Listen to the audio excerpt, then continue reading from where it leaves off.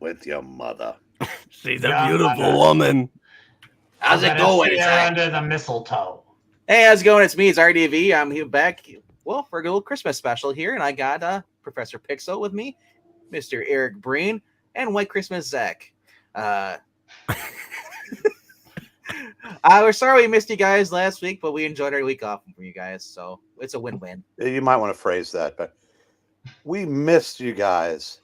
You enjoyed your week off. Been there for you. I'm sure you were glad to have the week off from us. I'm sure that you did something far more productive with your day. RDV, did you say it's Christmas? Pretty soon. That's guess good thing I'm wearing my Christmas hat. Hold on. Do I need to put my Christmas?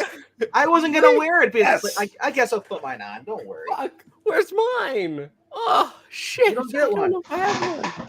Problem I don't is think I have one either, actually. the little ball thingy is stuck to the headset.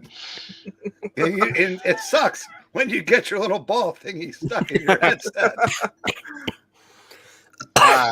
Jingle bells, Batman smells, Robin laid an egg, Batmobile lost a wheel, and the Joker got away. So that's right. So basically, we're going back to 1988 Christmas. Or actually, just before Christmas, because it came out around November, I believe, just before Christmas. Yeah, they actually released it so it would be on the stands for Christmas. Right? Not like the day before. Was the month before Christmas, and all through the Stands. and all through the muck, there were no Megan Fitzmartin stories, so this book didn't suck. Oh! That's all I got. I love that they had to go ahead and mark lead on the present. No, but Yeah, that's funny. but there were Karens, and DC didn't give a fuck.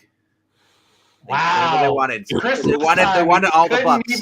You couldn't wait 3 minutes on Christmas. But anyway, though, I take this moment right here to let you guys know, if you haven't already subscribed to us, do so right now. Click the little bell, so click the like button, do all that awesome stuff, because we like having you guys here, and we like talking about books.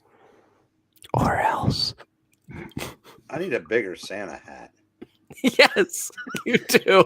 You're like the elf. I need Santa hats for my fingers. This was all I could find, whatever year it was I was looking for. Is that from when you were a kid back in the 60s? No, but it doesn't fit my fat head now that I'm in my 60s. Oh! What's going on, Miss? Hello to Marania. Batman the Billionaire was a cheapskate. He gave Robin his own shoe as a present. His own shoe. It's kind of weird, I guess, because I've always seen the pull-out version of this, but they don't have it, I guess, on there. I've never seen the thumbnail, or at least the photo, though. But from my knowledge, this says pull-out, and then it shows the full tree, right? Or is it the back cover? It shows it goes towards the back. From what I've seen, it shows like the chimney or the fireplace behind them. Because that's where Robin's other booty is. Yeah, and like they all have their own boots or are the stockings, it looks like. Are you okay? Scrooge over there. Or that's Charlie Chaplin. Yeah, I said you're just a Zach mustache away from being you know who. My mustache is not that small, sir. Oh my gosh! I can't do it. I can't figure it out because, sadly. Are you going for Charles Dickens? Now you know you look like. You look like the guy from A Clockwork Orange. Just give him the monocle. And then I'll be the penguin. All right. So, yeah, you got some really great talent here, guys. You got Denny O'Neil on here. Neil Adams. Frank Miller's first story. I believe with Denny O'Neil, right? The very first story, Batman. I don't remember. I know Denny O'Neil wrote it. I don't remember seeing Frank Miller's name on it. You know how we can find out? I can use the internet. We can turn the page. Oh, we can't because you're controlling it. That's true. You could do that. Yeah, Frank Miller does the pencils for Santa Claus. Oh, the pencils. I was thinking of the writing. Oh, okay. Danny O'Neill's doing the writing, with Steve Mitchell doing the inking for that story. This is basically where Batman notices the Star of Bethlehem is based. We're not in the reading mode. He wants to read the story. All right. So Christmas Eve in Gotham City. First layer of palais. Put that hat, it fits now.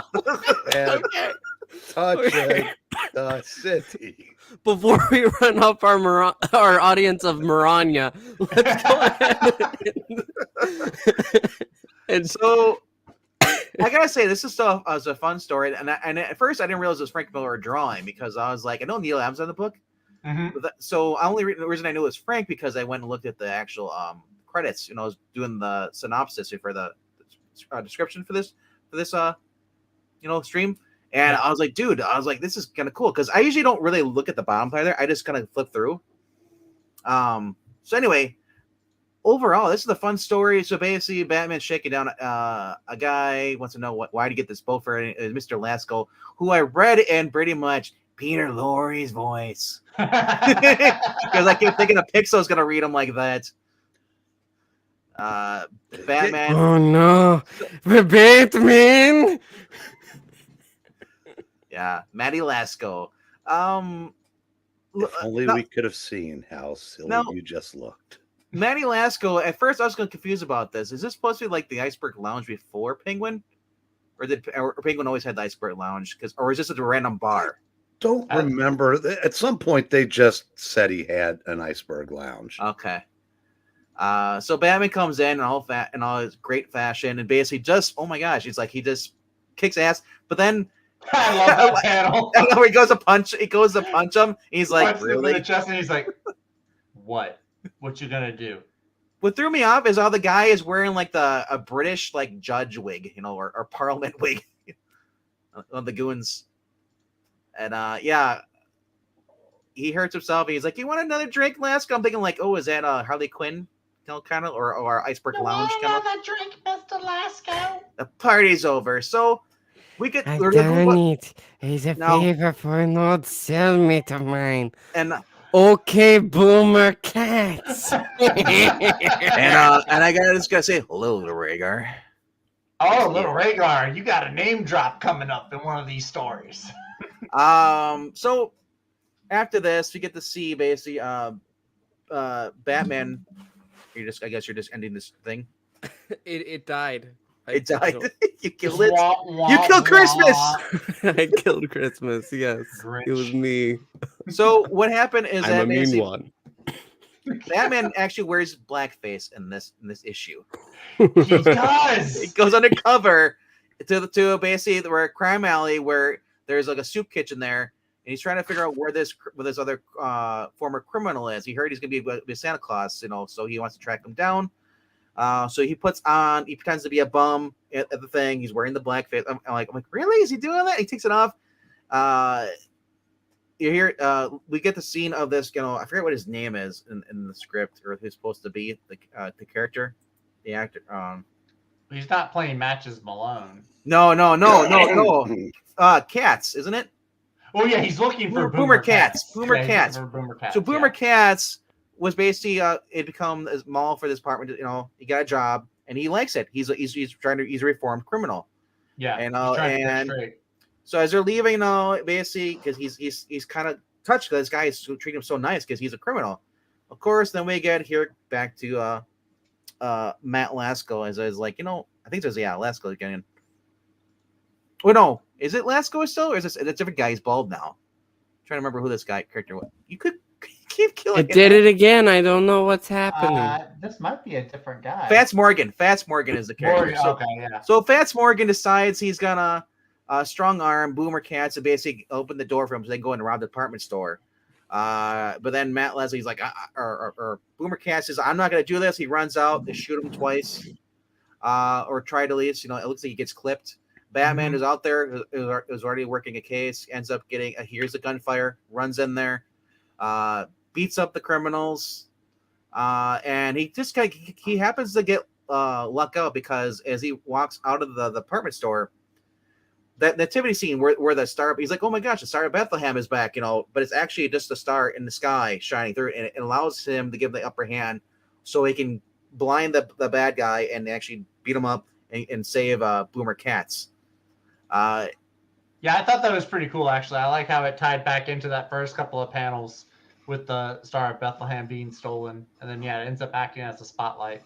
That was pretty cool. I also like Batman, like, his, like, resourcefulness where he, like, throws that tree at that guy. Yeah.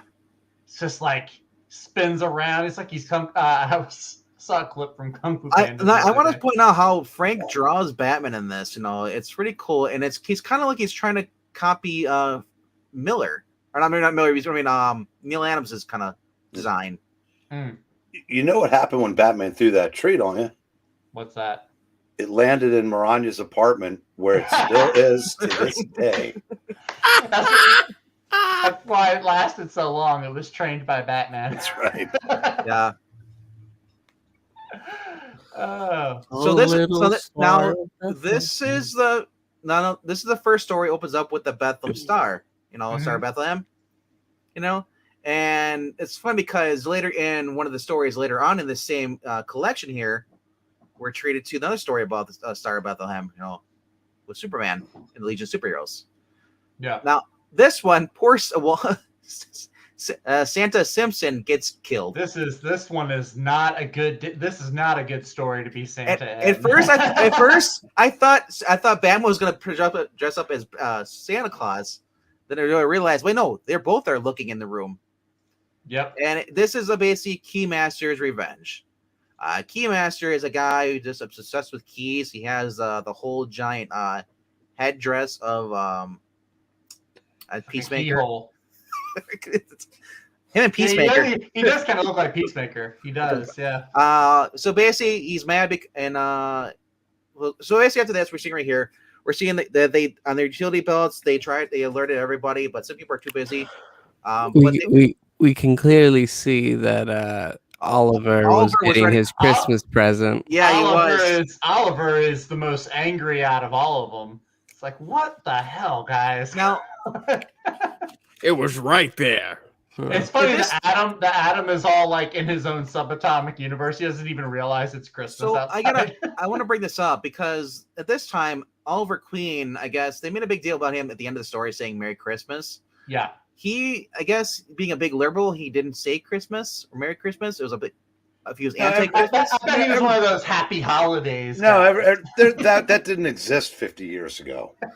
I was just confused why they had him say that, because I remember the whole probably because he was perpetually crabby.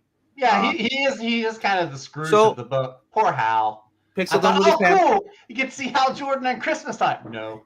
Hal Jordan slips on the rope and he's like, it never fails, up at the top, and then I'm getting flashbacks to Wildcat in the JSA where he's gonna go fight the whole injustice. I mean, any normal guy would be dead probably if you hit your head on. I thought that too. The back of your head. Oh, Hal's dead. As the power ring says, it healed him as best it could, but he's still unconscious. Yeah. I want one of those rings, man, because if I don't hit my head, he's cracked up. Nope, I'm back. And so what we end up getting what Breen and I think is the first. I mean, I thought it was his first appearance. Breen kind of solidified it. It's the first John Stewart Justice League story. Yeah, because I think he'd already been in Green Lantern, Green Arrow '87. Yeah, so I think this is his second appearance. Mm-hmm. But first in a Justice League. And this is Len Wein and Dick Dillin doing the penciling, with Dick Giordano doing the inking, and Glenn Whitmore coloring. And Julia Schwartz is the editor.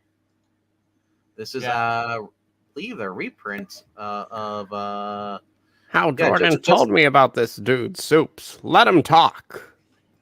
Let me talk. No. This is just like 110 for anybody looking for the original issue, but I would recommend grabbing these. But I've seen these going for like $10 though on eBay. That's cheaper than Justice League 110. Yeah, right, exactly. No kidding. So I like this with the whole. I've never seen the Power Ring talk before. That was a thing too. Yeah, I have. Normally, so like nowadays, when the Power Ring talks, it's like reading a computer program. Like error or system alert or Yeah, something yeah. like that. But this, yeah, it actually speaks in like full sentences, like Hal Jordan programmed me to go find a replacement if he's ever incapacitated. But you, So, you got to remember, in these days, the birds that talk to Hawkman actually talked to Hawkman. Also, I want to point And out so that did the fish.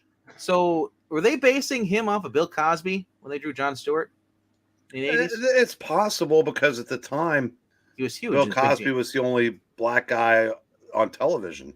Yeah. Right after that, guys like Lloyd Haynes came along, and I'm sure this mother, but he was the first black actor to be a regular on a television series. Because I noticed a lot of similarities, like in the facial features and the kind of way he acts. Well, and then there's the like 4 pages from now when he roofies Black Canary. Okay. I was going to say that's the look that he gives before he gives him a little bit of special stuff, Go ahead. I still, just a little something to make it easier. See, you missed it when he's talking to the little urchins outside that come asking him for money. One of them's named Rudy, and the other one's Theo. Theo, go get my pudding. So I like they had Red Tornado part of this. Red Tornado comes off, it's just his first thing. They're kind of trying to teaching him a little bit about Christmas spirit. Yeah. And not only I said these are more heartwarming stories. The stories we get today now in the DC 100s, they're just slapstick. These are actually like the way we get John Stewart. He's like, oh man, I really wish I could help these, and like I don't have any pockets. And he's like, and they're like, dude, he's like, hey, if we don't get help, find this bomb, these kids will be gone. Yeah. So he's like, little dudes, I'll get to you later. Let me go do some superhero stuff. Right. I'm thinking, like, are these orphans or are these just random kids? I think they're just kids that live in the projects. They're the random street kids that you find when you're walking down. They're the kids that Scrooge says humbug to when they go Christmas Carol on his doorstep. So all children are the same. So it's really cool. They basically how they figure out because they have to find out where this key goes to. Is there only special lock? So they use a power ring to basically like magnetize it. Okay, so real quick, the scene where they fall under into the floor, in my mind, I'm like, wait a second. Green Lantern, Superman, Red Tornado, y'all can fly. What is y'all's deal? Well, of course, then once you get down, they're like, oh, there's the super. Whenever I see trapdoors now, whenever I see trapdoors like that, I keep thinking of West Coast Avengers with the time machine. Yeah. Too. With the platform, the door platform. So we learn here basically Superman. He's like, it's got the powers of a red sun, even though it looks yellow. And of course, the power ring does not work against yello.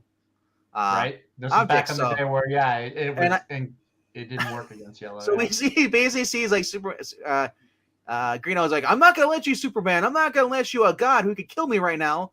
Go up there and risk your life, suicide. And he's like, dude. He basically calls him like, he's like, shut up, Archer. I love this Superman. He just tells him to shut up. I've never seen like shouting. I was like, oh gosh, they're gonna get in a shouting match while he dies of Red Sun. I know. So this is the first hero that disappeared. So they think like, oh my gosh, did he die? But over.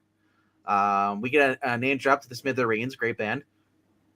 And it's a few years before. And this is the end. I think it was a very fitting end for Superman. I mean, your character that great, just to be destroyed by one red lamp. One little. Well, it reminds me of Dr. Octopus's science experiment from Spider-Man 2. The reason power of the sun in the palm of my hand. So the reason Superman did this willingly because he heard that Cavill-'s not gonna be able to play him anymore. So he's like, I'm done. I would ask Pixel, what can't you fit in the palm of your hand? The power of the sun in my hand. So a little portal of some sort. I'm thinking that's not a portal. That's just like a trap door. It slides open. They go through Black Canary, and at this point, I guess somewhere in the series, as that apparently she must have lost her ability to basically her canary cry. So she they're running out of room because there's poisonous gas coming out of that little. I'm pretty sure carnival- she still has her canary cry. No, 'cause it's no. her ultrasonic. It says right there her ultrasonic singing or melody is what forces the fumes away from the rest of the group. It's a launch. I'm not sure I still have the power, but if I can just hit the right corner. So I don't know if she basically lost her ability or if she just the gas or whatever. Yeah. I didn't read Justice League at that time. Wait, she's just singing that in that high pitch. Well, So she's supposed to be like, "Ah," and then she's, I can't, Ollie. She's so because she's got in order. You ever hear that? You got to match like the code of of the frequency. That's what she's doing. So open the door open because the door opens. It's kind of like that. It's like that trap from the Goonies, where like you have to play the organ in the right key. So they go out there and she stays behind. And they're like, and Ollie doesn't want to stay, but then she kicks his ass out of there, like she normally does, and sacrifices herself. Then somehow you skipped like a whole story. Yeah, what happened to the rest of the Justice League? That wasn't it. Yeah. Yeah, where's the page where she drives off the motorcycle? Yeah. What is that? That's from the next Legion superhero story. Oh wow! That's suddenly a random Legion page pops in. DC Infinite Universe. Bizarre. Yeah, that's not. I don't understand. So here we go. We get the guy down there who looks like Peacemaker's father. Yep. White Dragon?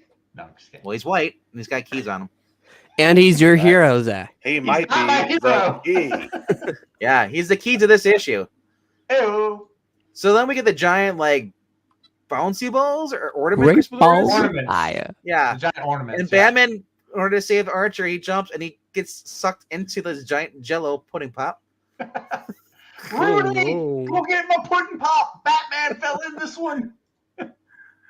So and then of course because of this, Arrow stays behind. He's like, they're attracted to the heat, so I'll just use these incendiary torches, arrows, and I'll just distract them. So, Right. And then we get the Nutcracker going on here with the robots, and I'm like, is this Toyman? Because usually Toyman does this with the toy soldiers and stuff. This is more his signature.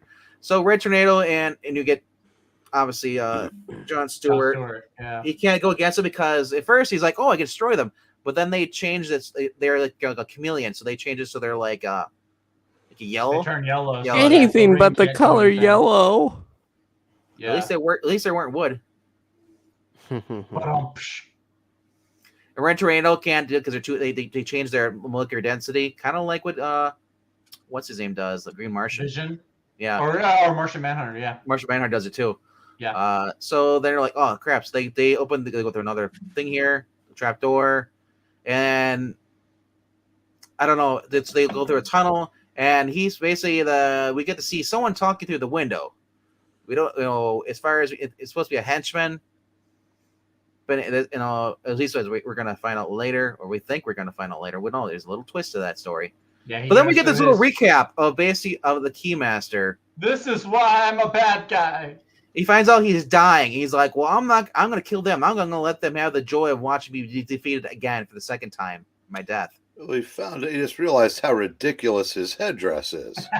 Well, the doctor says, because you kept freaking changing your molecular makeup, chemical and stuff, you're dying. Yeah. What? I can't die. Well, you pump chemicals into your body, kids. That's what happens. Don't do drugs. Don't do drugs. That's right.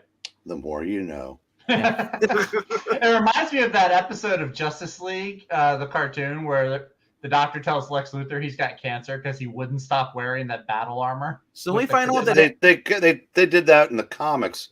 Also, he wore the kryptonite ring for so long it gave him cancer. That's what. Yeah. Okay. So the other thing I kept looking at is he almost kind of looks like the DC version of King Tut. Rama Tut is DC. No, Rama King Tut. Tut. Sorry, Rama Tut. Rama Tut. I meant. Oh. Yeah, he's talking about the Marvel version. Marvel West Coast Avengers. I was thinking King Tut from Batman 66. Yeah. I misspoke. Where's that villain in my Batman? So this comics, is what happens. Bill Cosby shows up and he says, I'm here. I'm gonna give you some Jello. He's like, what? And then Superman What are says, you doing, Keymaster? so- Let me help loosen the lock. so at this point, we find out that Phantom Stranger Stranger. was basically involved in this. He basically rescued everybody. He interfered, even though he's not supposed to. I thought he's supposed to watch. No, he's allowed to. He just moves He's him not off the on that. watcher. Oh, okay. I thought he was like the Spectre. Like he's just doesn't get involved unless it's really necessary. The Spectre gets involved too. They're not like Uatu, who that. Anyway, so he's like, screw this. He goes over the little organ levers there. He pushes out by. He's like, and then he's like, blast it. He's in some sort of yellow force field. We can't get some, so he's gonna set the bomb off. And because Hal Jordan's not here, John Stewart gets to save the day by basically because the bomb's still gonna go off. So he basically they evacuate the whole entire city within like seconds. Yeah. And he puts the little force field around the city, and the bomb goes off, and it spares the rest of the city because the shockwaves can't go through the thing. John Stewart bubbles up the destruction. So yeah, and then everyone's like, "Wait, it's like the buildings never got damaged." Because my power ring has a thing where it builds everything for you. Yeah, it's like what? He's like the Guardians wouldn't. What was it? Like the Guardians wouldn't let him protect the buildings, but there's nothing they could do if he wanted to rebuild them, or something like that. Like he had a little loophole around what the Guardians would allow. With So then at the end of this, they all go celebrate, for Christmas, having Jello pudding pops, and this is how Red Tornado gets his costume. That's really cool thing about this. Yeah, I didn't realize that too. I was looking at him, was like, oh wow, this is old Red Tornado. He doesn't have like the T on his chest or anything. And that was kind of cool though. We get a little moment here where they explain about Dinah's and Superman's. We're trying to explain him what the meaning of Christmas is giving gifts. He's like, what?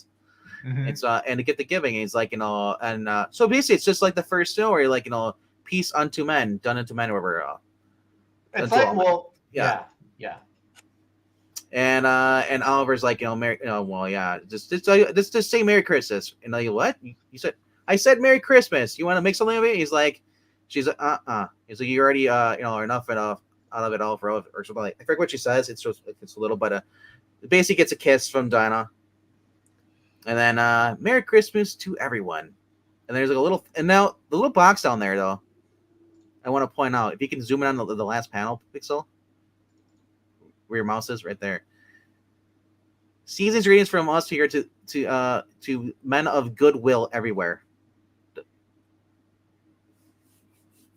I don't think I've ever seen that anywhere in another DC book since then.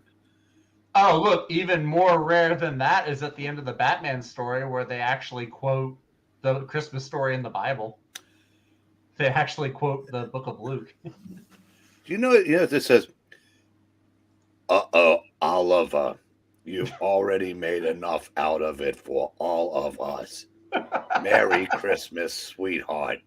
And Superman says, Merry Christmas to everyone except for Hal Jordan, because we didn't bother to check see if he died when he hit his head in the shower. And nobody cares. Also, Hal was found like 2 weeks later. This is Silver Age, so Barry Allen couldn't show up because he was in the future. The 31st century, visiting his wife's or his in-laws. Yeah, I'm so glad they retconned that, and having her be from the future was just kind of weird for me. Note: it's not season greetings to men of bad will like all of us.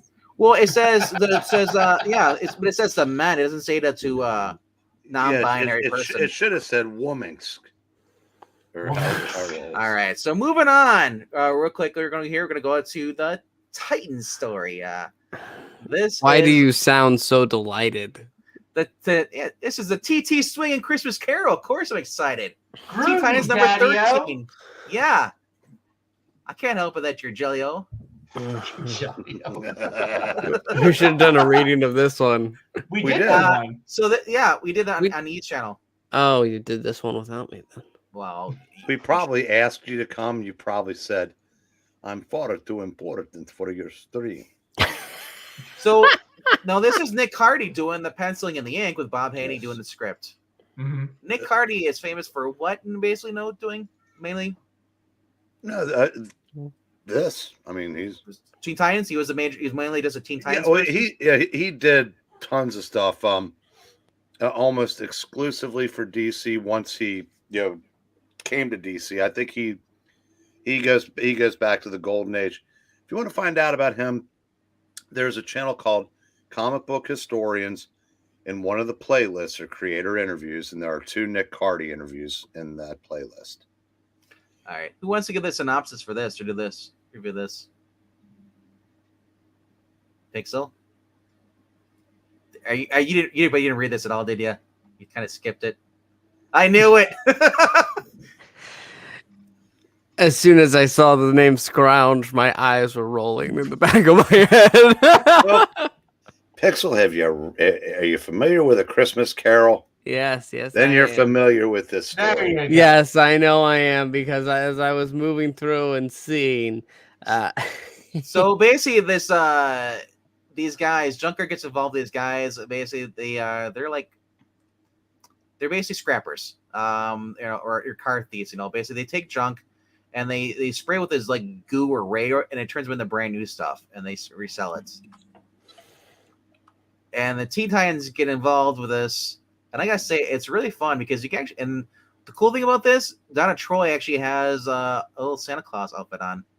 Doing this because they try to scare Mr. Junker, doing the whole Christmas Carol with the 3 ghosts. Mm-hmm. I think she's Christmas presents. I forget which one she is. She certainly is. She would make a fine Christmas present. Yeah. Yeah. But I love this. Wally, of course, because he's a speedster, and of course, because there's snow on the ground, he launches like a million freaking snowballs at the guys. A little tiny Tim in here is in a wheelchair. Tommy, they call him in here. Yeah, I think it's Tommy. He's the son of the guy who works for Scrounge. Mm-hmm. And he was trying. He stumbles upon this, and he basically tries to expose him. So overall, though, this is a fun little story. Nick Cardy's art is a little different from what I'm used to, especially for this, because I've read we've read the other Teen Titans, and the art seems a little bit more different. Well, Nick Cardy, I mean, his figures are more full. Yeah, he's definitely known as being a very good artist of women, and he also drew the covers for a large percentage of DC's horror books in the late 60s through the early 70s. Mm-hmm. I think it's phenomenal artist myself, but yeah, kind of reminds me of Mike Grell. I don't see that, but I think you're the shadowing. Yeah, it might be the shading. Yeah, the shading. Yeah, because I think if as much as I like Mike Grell, mm-hmm. his pencils are kind of stiff. Like Robin. It's not his fault. It was cold outside. But that's Aqualad's. Mercer Minerva. It's cold. Though there is a part of here that I appreciate. A moment where you have I'm trying to remember. It's not Cratchit. It's Crockett. Is that what they call him? And they have him right here. I hate him. I hate him. And his son has to remind him, no, Dad, you can't hate him. Because in every other Christmas Carol, you of course Marley's like, no, Mr. Scrooge, he's great. He's right. I know he's rough, but you know that is that's Kolchak. I was gonna say it's Mickey Spillane playing Mike Hammer, but yeah, we'll go with Kolchak. So I like this little "See you later, alligator" in a wild crocodile. That's the first I've seen this in a comic book or anywhere else. It's usually because you see it in the older stuff, but I think that saying's kind of gone away now. I don't know anybody who says that. Maybe nobody under the age of 50. I am under the age of 50. Oh, do you say that? Oh, okay. Well, you're the exception. I'm exceptional. He just said he's under 50. Well, okay. It's funny because my grandfather, who served in World War II, he used to say that all the time, and I was like, "What is that from?" Then I realized it's a song. Oh, is it really? Yeah. See you later, alligator. Interesting. Did not know that. The Look more at you know. Where's the The panel more- where where's the panel when Tommy says, "Oh fudge"? Only I didn't say fudge. Back, as Marty says, back in the day, the word meant and encompass everyone. Bunch of sensitive PC snowflakes changed all of that. Snowflakes and a comic book about snow? At Christmas time? No. Here we Yes. go. The ghost of Christmas past. And as we read this, Roy was very happy because there's a lot of retail value around him on the floor, on the ground outside. Poor, you're loaded, scrounge. No, I gotta go. I'm not actually going to show you anything of any importance, but change your ways. Yeah, I do love the fact that Haney did change it. I mean, for legal reasons, they had to change it. Couldn't call him Scrooge because they had to pay Right. royalties. Right. But even so, it's just still a fun story, and as they mentioned this, it's basically like the Charles Dickens. Even the guy's been dead for like how many years now. His story still has meaning that everyone should basically learn it and hear it. Because nobody likes a Grinch. Or Scrooge. Tiny Or, Tom. Well, Oh. I like Uncle Scrooge because he's got a mansion full of coins. And he can swim through them. No, you can't swim through. You break your bloody neck. Well, he can swim through them. I kept thinking though, when as a kid though, Uncle Scrooge, when he dives in the money thing, I'm like, I know people who drown in the corn in the silos of the corn. Like you think he would suffocate with all the coins. When they remade DuckTales, they actually made a joke because one of the nephews wants to dive into the money pit. Yeah. And Scrooge is like, "What are you doing? If you don't know what you're going to break your neck when your head hits the coins. It's not like water." So she's playing the Ghost of Christmas future, not present, Okay. which is a But, choice. Nick Cardy gave her those legs, those gams. And Those gams! Glad we all agree. And then she gets knocked out of the sky, and then they're like, "We've been tricked. It's the Teen Titans." And Uncle Ed's right for the groin. Right. Now, Jeez. Aqualad and Robin, it's snowing. Y'all can put on some pants, guys. did Bob Haney forget at this time that Aquaman can only be out of the water for an hour? So Well, technically, he's in the snow. Snow Snow is is water. Snow is water, but he's wearing boots though. And it's probably, he could probably just fall straight head first into it, kind of like Roy did with the Just cocaine. do like Wait snow angels. though. So he's used to kneeling all the time, so he absorbs what's snore anyway.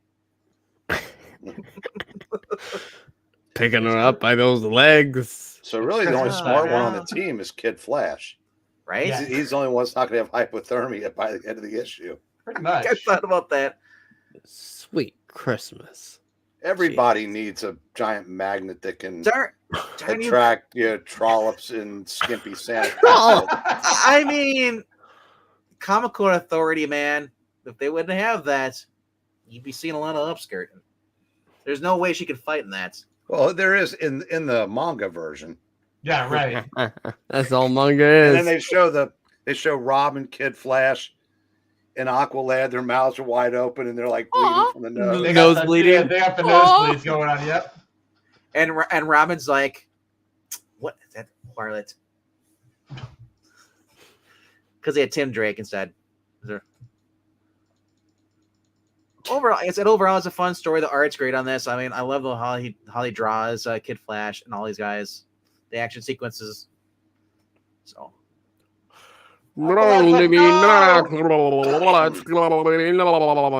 DC's putting me back in the toy chest. They're not So going to how bring me many- out for another 20 you years. wonder though, did they should have had like advertising for cans of mackerel in the back of it, actually Teen Titan book.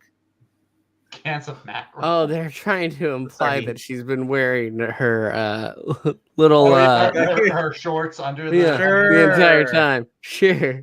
So that's why the last couple panels, it wasn't, they didn't have that issue.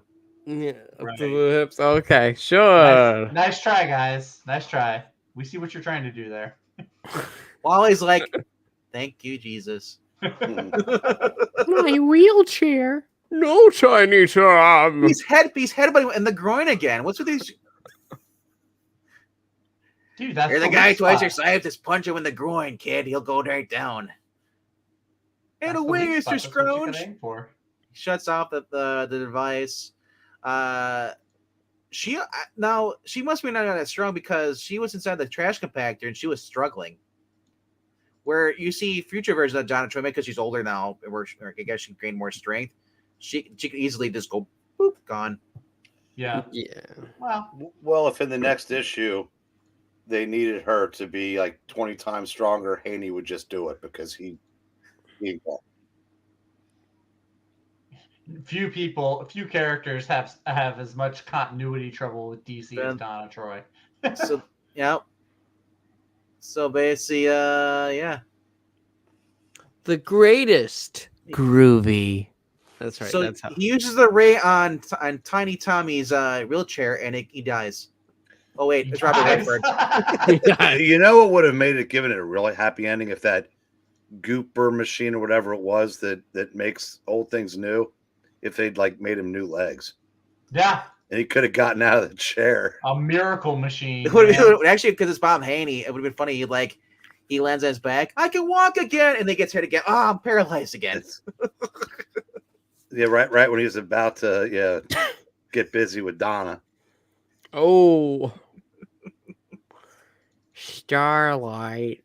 All right, so here we go. Finally, so we're getting into Legion of Superheroes. Starlight, Starbright, farthest star I see tonight. Paul Levitz. I remember reading this one on England Jeans. Paul Levitz is the writer. Jose Luis Garcia Lopez is the penciler, with Dick Giordano as the inker and Jerry Serp as the colorist, with letters by Ben Oda. Ben Oda is like the Artie Simek of DC. Didn't Breen read Superman and read him as no, it was you, Venkman. Yeah, and I never get to read Superman. I just get I get the ancillary. So no, don't move. Look at that. Look at Saturn Girl. She's just wearing the long gloves and the pants, and that's it. She's topless. Look at look at Merry Christmas, boys. I forget the other was that Princess something or other. Phantom Girl. Phantom Girl. Phantom Girl. Yeah, that's a little low cut top. I said that all the uniforms look like that. Yeah, and but he gets kissed on the cheek. He's like, hey, if any of the guys ever complain to you, tell them, they're idiots, because I'll take a kiss from you randomly whenever I want to, Phantom Girl, when she kisses them.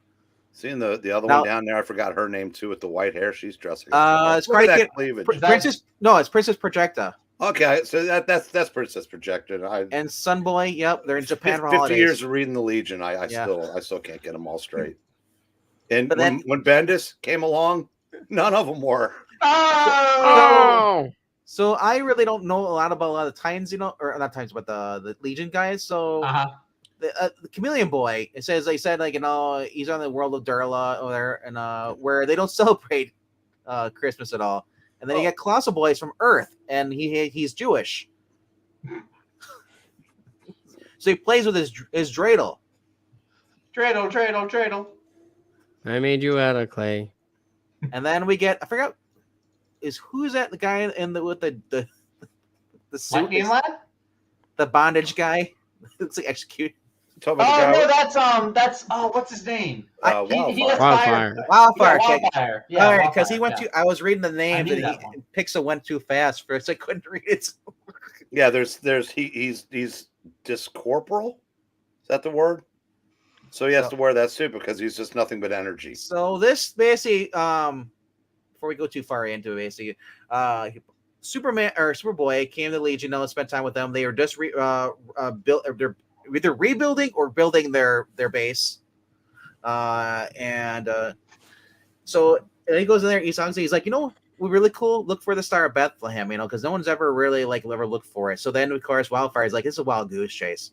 But upon it, though, where the store's coordinates are supposed to be, according to no thing, they find this planet, and it's being ravaged by what I guess fire and stuff.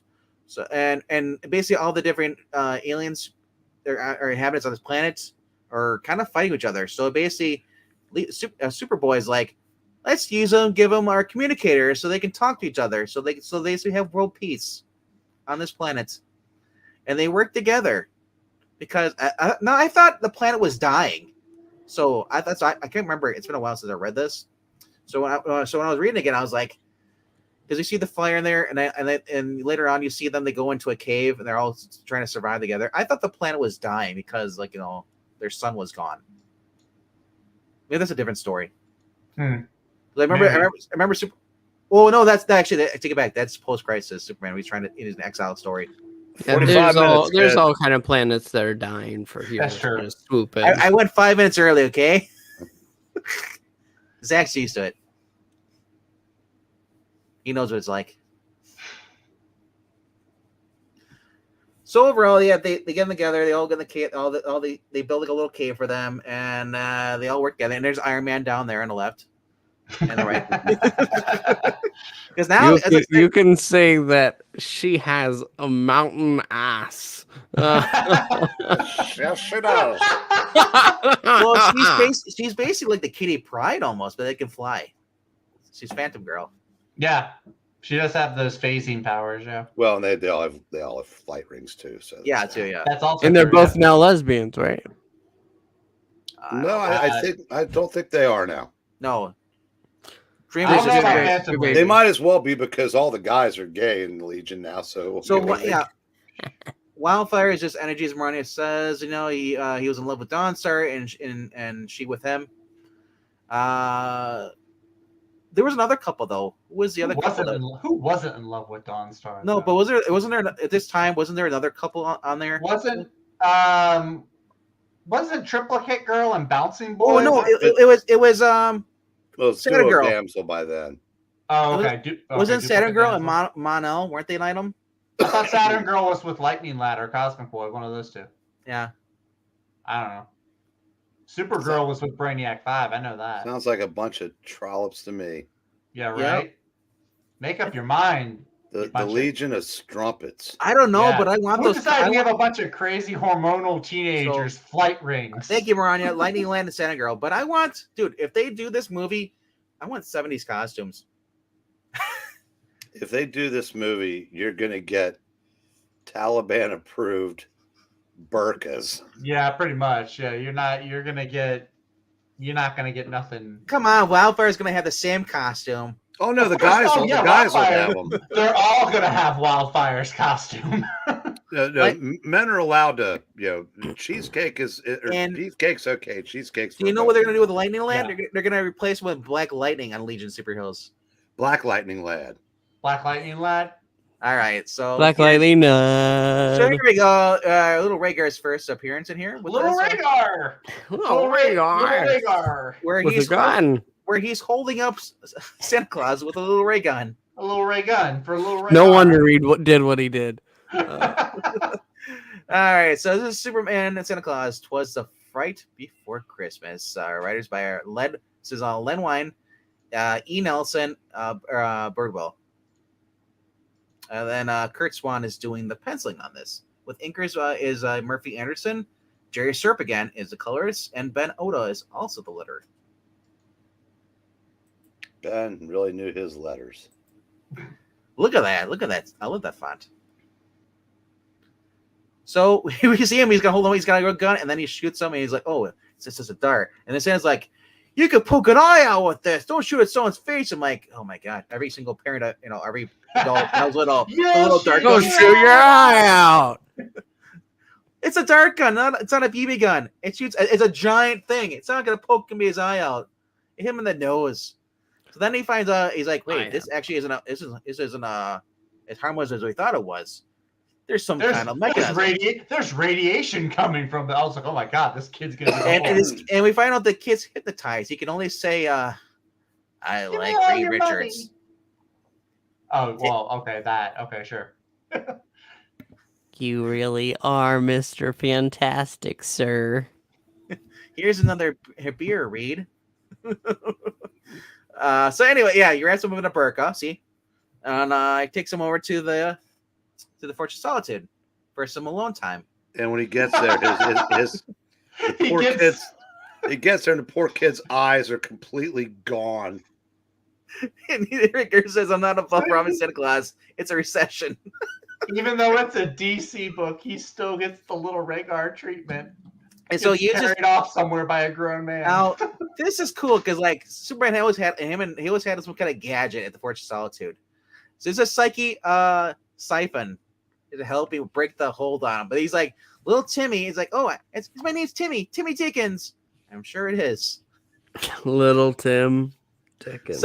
So he's like, yeah, they talk to me. He's like, well, hey, you know, Tim, I need to hypnotize you again. Oh, fuck.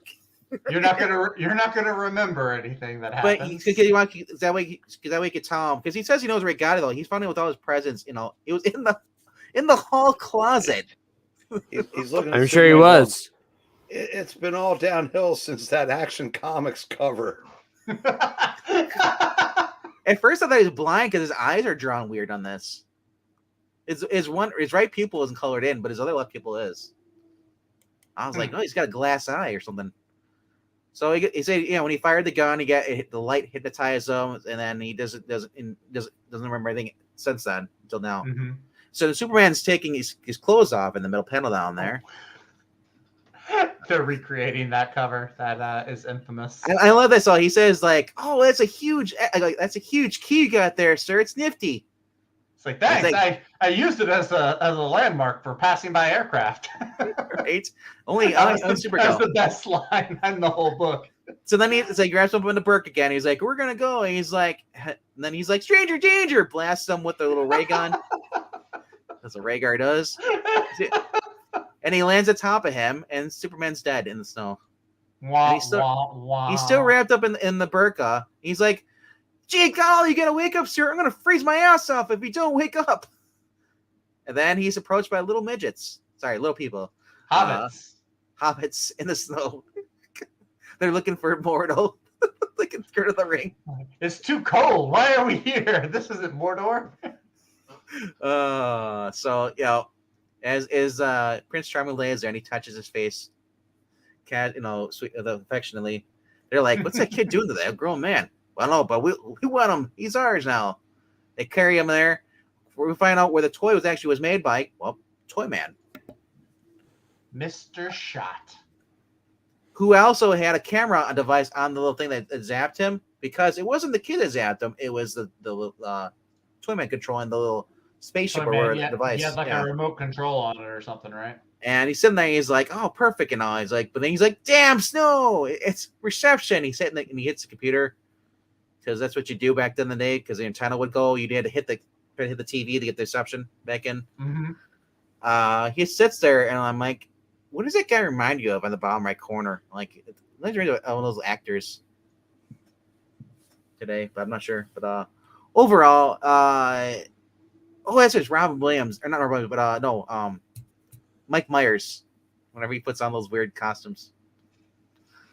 So anyway, they talk about this, and he's got set a trap, and then he's like, "Santa Claus, holy shit, you're alive." He's like, "Yeah, I've been here this whole entire time." He's like, "Bullshit. I've had my Fortress of Solitude for years." He's like, "Yeah, I just didn't want you to know I was here, bro."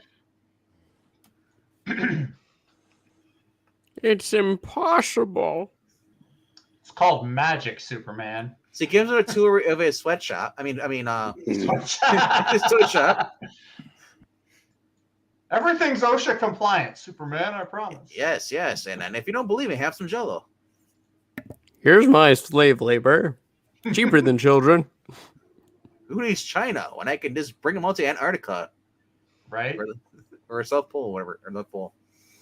They've got like computer. It's like, we have computer screen surveillance on every child in the world. It's like, oh, Big Brother. I was like, that's not a good thing, Santa, watching kids as they sleep, Yeah, right. And well, besides just the whole constant surveillance state, there's also the creepy old man watching your child. And PSA. So North Pole Surveillance Association. So the other agency. cool thing about this is as you get to see Superman and Santa Claus talking about, he's like, Santa Claus, he's like, "Oh, I got all these new toys and all this stuff." He's like, and Superman's like, "Dude, I miss the old days when to see this simple little like toys. You didn't need all this fancy stuff." Oh yeah. Which is crazy because I think the same thing. I know, right? Now we do it all these years later. He's like, I see all these toys today. I'm like, man, whatever happened to the simple Legos and the Lincoln Logs? And then we get to see Crypto right there. Yeah. And then he thinks, I remember those days when Lois only wanted to marry me, and now she's banging half of Metropolis. So Superman is he was blasted by a ray by a white dwarf star or whatever, and it causes him to lose. He can't fly because his gravity's been increased by the ray. So Santa's like, get in. And he's like, he's like, oh, thank God you caught me. He's like, hey, I'm always carrying the weight of all the hopes and dreams of the children that I've assaulted. So, You've assaulted. All that guilt I'm carrying with me is just like I can handle you. It's like overall, it's I don't say it's a hokey story, but I mean, I do like it. It's fun. Parts of it actually, Pixel. I don't know. Maybe I'm misremembering, but it reminds me of one of the Capaldi Christmas specials. Don't you mean a hokey story? So Superman, he's like, I'm gonna.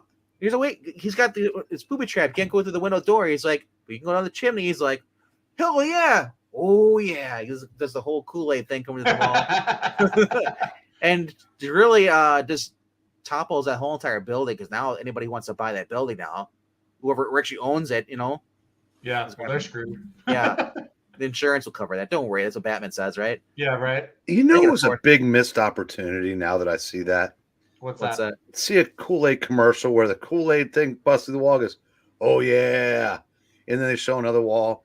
And Randy Savage busts through. Ooh, yeah. That would be a actually it'd be great if a Kool-Aid man just like takes out the suit and it's actually Randy Savage the whole time. Well, that'd be cool too. Oh yeah, I like that too. Plot twist. So the Kool-Aid man falls over, all the liquid comes out, and it forms into Randy Savage. We're all agreed? Yeah, he's like the Terminator. He's like the Terminator from T2. Oh, man. Kool-Aid man forms out a liquid. The Kool-Aid man throws up, and it's Randy Savage. Too much Kool-Aid. You drink Kool-Aid. You are tapping in. The Kool-Aid man tilts over, pours all the Kool-Aid into this mold. They put the mold in the freezer, and then they open it up later, and out comes Randy Savage. Like Santa's working with the FBI and Twitter. Better watch out. You better not cry. You better not pout. I'm telling you why. Brain is watching you with a giant head and full head of hair. That pretty much looks like you, Pixel. Me? It does. The floating head now. The hair, the glasses. Oh my God! Fuck you! No, it does. Look, am I wrong? That's Pixel when he ages up to 60 years old. A smidge. Oh my God, it's Trusty. We'll come back. Oh my gosh. Yeah, Trusty is your future. Oh. So anyway, overall, like I said, it's a fun story. But the more I learn about Toyman, the way he's drawn here and stuff, that guy is very obsessed with children and toys. It's Toyman is definitely a disturbing Superman villain. He belongs in an episode of Criminal Minds, pretty much. Right. Toyman, I'm Chris Hansen. Take a seat. So Mariah says, "Wait, it's the midpoint between Pixel and Trusty. It's the cocoon stage. If you're the caterpillar and Trusty's the butterfly, Toyman is the cocoon. That's when you're going into your Piers Morgan stage. Jeez, you guys suck."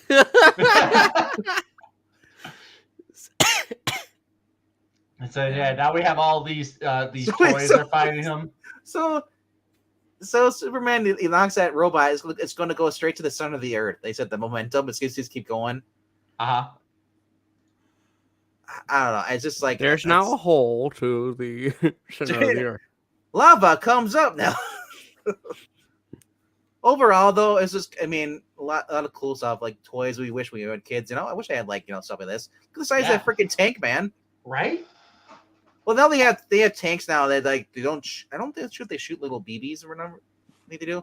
That sounds very unsafe. Yeah, that's okay. I like that he fills in for Superman. He delivers all the toys. He fills in for Superman. Yeah. No, He's Superman still- fills in for Santa. Oh, he fills in for Santa. Wow. It's okay. I need that issue. Santa filling in for Superman. I want that issue too. That sounds like a lot of fun. So then he takes him and he just leaves him with the Santa Claus he tried to rob, and that Santa Claus just beats him up. He's like, the work off your crimes, little Timmy. You gotta stay at the North Pole. 20 years hard. Look at labor. this. The little, it's ET again. Little. Oh, he does Scares. kind of look like ET. You're my Funny. present tonight. Oh, whoa. Creepy. Gee, that's super, man. And then Clark goes in and he says a little. This was actually a pretty nice little. When he was a kid, he had I talked about he had a holo toy when his father had made him just for him. But right. it destroyed. So it basically predicts his thoughts. So now Clark starts thinking about Lois in her underwear. Hope it doesn't go out. Make It Santa looks to me like proud. he's thinking about a fat man in a red suit. I know. And now Batman's got bigger we have problems. gotten to the point of the evening where Venkman comes out and sings a silly song. No, this is his favorite. Silent Night of Batman. What is written Night by falls on Christmas Eve in Gotham City. Mike Friedrich is a writer. This is Neil Adams' Batman. Neil Adams doing the penciling. Dick Giordano did the inking. Jerry Serp is doing the coloring, but they don't mention who the letters are because they don't care about Ken anymore. By this time, we know. We know. We get it. It's Ben Oda. We understand. So, man, this is like turning into every DC comic book. Now we get 2 Batman stories in this. Right. That's how it started. This is where the trend began. But also to point out, though, it's just overall, got the art in this this was DC's first attempt of actually doing a Christmas special, because they followed up with next year was issue 2 of this. Au So- contraire, mon frere. There's a Treasury edition from the mid-'70s, Christmas with the Superheroes. Really? Yes. Oh. Well, Yeah, actually, there's several. did they do it yearly though? Well, the Treasury's only lasted a handful of years, but I think they did at least 2 or 3. But I'm not positive they were all Christmas stories in there. It's been a while since I've looked at them. I thought this is the start where they started doing the yearly annual every year they did. Well, in the Christmas comics, special. yes. Yeah. So Jingle bells, Jingle bells. jingle all the way. This is the Blackgate. Do it Quartet. as Jameson. Oh my gosh. Jingle bells, jingle all the way. Ha ha ha! Damn Spider-Man! Yes. save your voice for later, youngin. Yeah. So why not? I can't enjoy myself until something happens. Dashing through the snow. And when horse open sleigh. You have to sing it like Adam West. Dashing through the snow, Robin, in a one-horse open sleigh. I'd rather Oh, not. I'd rather just burn my eyes out. Robin, you don't understand the true meaning of Christmas. Come over here with little Rhaegar, and I'll tell you a story as you sit on my lap. Gee golly, I hate Christmas. I've You always make invited me the get my Riddler pants off. over, wearing costume. Roasting chestnuts in bed. Yay! That's a true story. Anyway, What a beautiful rendition, brings tears to the eye. The only thing that could bring a tear to my eye if this was inked by the famous inker, the best inker in the world, George Bell. Stop with George Bell. Can we not have one gosh darn Friday where we don't bring up George Effie yeah, Bell? you had last week. You had Oh, last we didn't week. do it No last- George Bell. Did we do it Exactly. last- You I don't remember. didn't have it. You didn't have it. Hey, Zach, Hey, come closer. George Bell. freaking George Bell. Freaking George Fantastically Bell. awesome. George Bell. freaking Bell. Better watch out. You better not cry. You better not pout. I'm so- telling you why. Batman is watching you. He is. He's George just- Bell's coming to ink your comic. So the guy thinks twice about robbing a place, and then he basically decides to just put the gun back. Just put the gun back. A girl who received a letter, from her beloved or fiance who was in the war. Finally, he comes back, kisses her. It's kind of like a little sentimental thing, but a lot of singing though. That's the thing. I was like, and then we got the ghost of Jameson. I thought it looks like Gordon. It is Gordon. Oh my gosh, Or maybe Gordon's dead. Gordon. Yeah, Gordon. Yeah. Did Sorry. you mix up? No, Commissioner Gordon? I'm used to Gordon drinking Jameson. Okay. Now we're just going to have to have. Jameson is loud, and Gordon is just McGruff the crime dog. And now we're going to have Jameson as Gordon. Can you imagine him? Batman. Every time Batman leaves, he's like, "Gah!" He just screams I'm Jeff. every single time. Of course, Graphic Man. I had to get paid tribute to your favorite inker. So whenever you show up, I mention George Bell. Overall, though, Neil Adams' art, all the other artists in here, I even like Frank Miller's in the first story. I love Neil Adams' Batman. For See, so far, 2,000 the years. Justice League one is still my favorite. The Legion of Superheroes art was pretty good too. For Batman drawn? Or are you talking about? I'm just talking about in general. Like okay. all the stories in this, the Justice League one is still probably Justice my League favorite was art. Dick Dillin drawing Batman. You know, Yeah. The best story was Teen Titans. Yeah, right. Well, I mean, yeah, they're all good. I'm just saying what my favorite was. Yeah. for 2,000 years. You know what the Legion didn't have? This isn't like the modern anthology stories where you might the have Legion- one good artist and Do two you know what the crappy Legion ones. story didn't have, Zach? What's that? Donna George in a Bell? slutty Santa costume. Oh, okay. I thought you were going to say George Bell. Lottie's a bit much. Well, it also didn't. Yeah, it didn't have. No, slutty. Trollopy. We'll say Trollopy. See, now the thing is, though, is that the Legion story didn't have the better writer. It didn't have Brian Michael Bendis. Ew. I don't know. You deserve a lump of coal for that. Inked by You know what, though? not George Bell. Do you know what the because price of one don't lump of coal is? deserve George Bell.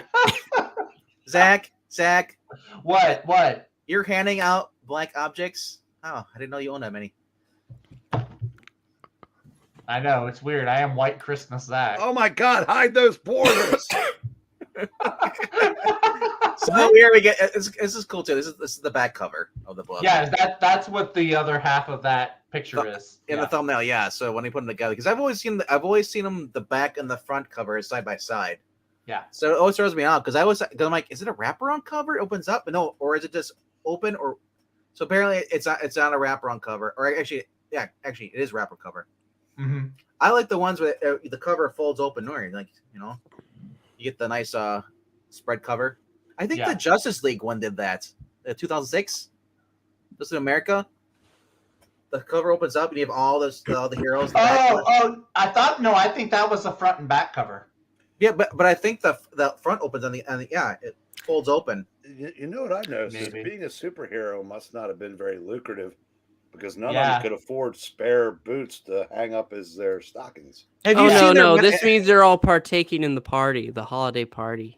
Well, you also know that these guys also had horrible, expensive medical bills, except for Batman. I thought they were horribly expensive drug habits. That too. Well, I mean, only Roy had to Roy. get somewhere. Sex, drugs, and rock and roll. Well, Oliver's like, I'm wearing green because I'm Rambohead and I'm rich. So, but Roy, you can wear red because you'll be dead soon. Oh, Sorry, sex, drugs, and justice. That's what it is. And for superheroes. And America. and That's the American way. Overall, though, I gotta say this: for being 100 pages, I flew by reading this. It was just so much fun. This is a very entertaining book. So, I mean, it's made up. Hell, go ahead. Huh? Go ahead. This is a very entertaining book. I mean, it's collecting a bunch of smaller stories that were already made and just putting them together. But that's fine. I think just going ahead and having that together, it's a good way to celebrate the holiday. I can't say if I have a favorite, but this it is definitely nice. This is a Silver Age collection with, I think, bronze is in this one too, or is it bronze? Silver and bronze. Now, So- to go back to what Pixel was saying, that these were stories that had appeared in the title, the characters' own titles. They were better written than anthologies you get today, because they usually just throw whoever they can get to do a story. And that and the fact that modern comics blow in comparison, but yeah, these were all stories that I mean, the Batman story was, the second one was in an issue of Batman, issue of Teen Titans, Superboy and the Legion of Superheroes, etc., etc. I would have loved now the second one. I've read the second one, which I went. It's 54 pages, and it's a little shorter. I want to do that next Friday, but I understand if you guys can't do it, we'll do it offline or whatever. I don't care. But that one, I haven't read that one, but I would love to see the Roger Stern one, from the post-crisis one in here, where he has to help with Alice, because she's been living in the storage room because her mom had passed away, and she couldn't afford to live there anymore, so she lost her apartment because her mom was sick and she had medical bills. And like it's still one of the cool Christmas kind of like type of stories, because also in that, I think it's also in that issue where Superman helps out the people who are he basically realized after seeing what's going on with Alice, he goes around and he's basically spends time on Christmas or the Christmas time helping people, and you get to see Perry White writes an article, and just basically the spirit of Christmas is alive in everyone. Be good, help everyone. You see a guy helping her, help the person out, help your fellow man. This is the time, You see the homeless people. As a woman and her child, they're homeless, and he basically takes them to a shelter, flies them to a shelter because they're freezing. Pixel's either glitching or he had something to say. Just to let you know, he's glitching all the time, but I'll let him go though.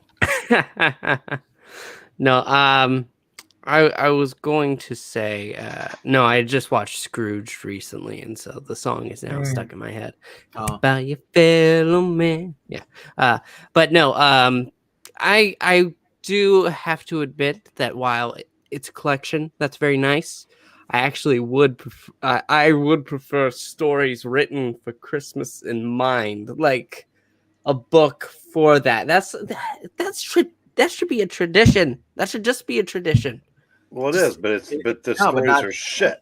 Yeah. Well, yeah, but they tried to do. Like I said, they tried to do it for 88, and then they did it a year again, like 89. I'm not sure if they continued it or not.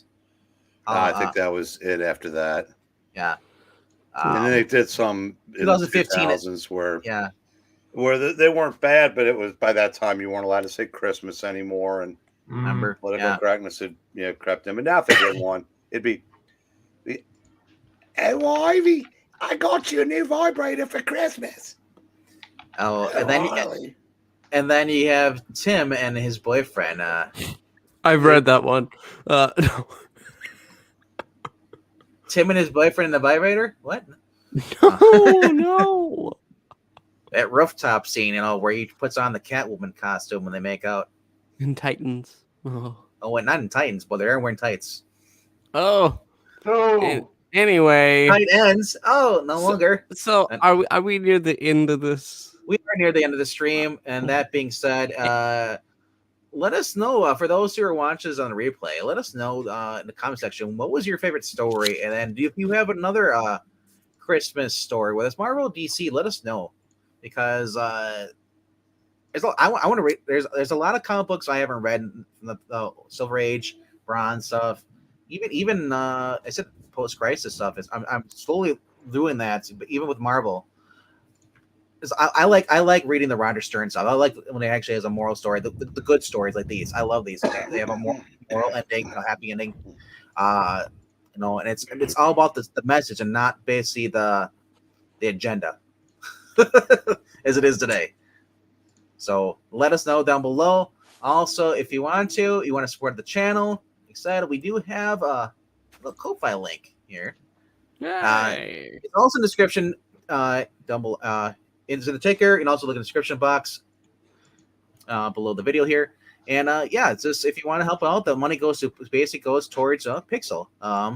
It helps him pay for the StreamYard, which is like $20 a month, and then he also pays for the Marvel and the DC apps. And then as well, he's also got his cocaine habit he has to get fixed. So he needs a little white Christmas.